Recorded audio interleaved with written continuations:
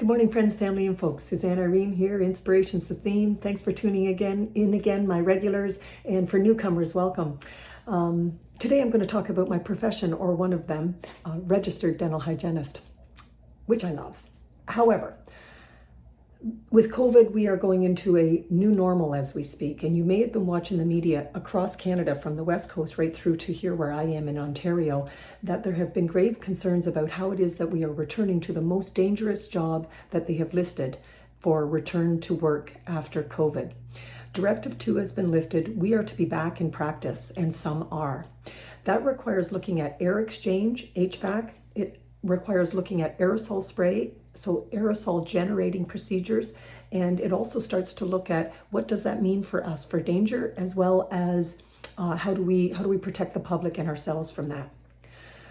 Many people have worked really hard at trying to figure out the best way to do this. I have many issues I'd like to speak to you about with regards to it. I'm going to pick a few for today, but please stay tuned as we follow this conversation with interest and with concern going forward. You, my friends, family, and folks, are my concern with regards to going back to a Directive 2 that has been lifted when I have 4 colleges and the chief medical officer that are having difficulty on agreeing on what would be considered safe for the registered dental hygienist to return to work, and as well as what would be safe for you as the public. So if they cannot agree, it is my query, why is it that Directive 2 has been lifted for us as professionals when I feel going back, I have question in my mind as to what are my guidelines that will keep my clients safe and that will keep myself safe. There is some background with regards to what college governs who in this structure that has caused some confusion.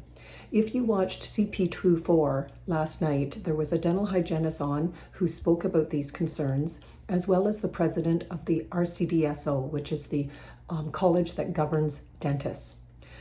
The college that governs dentists indicated, of course, in my perception, that we are in agreement. The college that governs me as a dental hygienist is not in agreement with what the RCDSO is saying that would be safe for you as the public, and safe for me as a dental hygienist, and safe for the dentist as well, and all other staff. I'm trying to say this quickly, but it's going to take a few episodes for us to muddle through this. In the time being, what I would like put out there for a message for you to ponder is, when do you feel safe to return to your dental practice as a client? And what questions do you have that I can answer and that my colleagues can?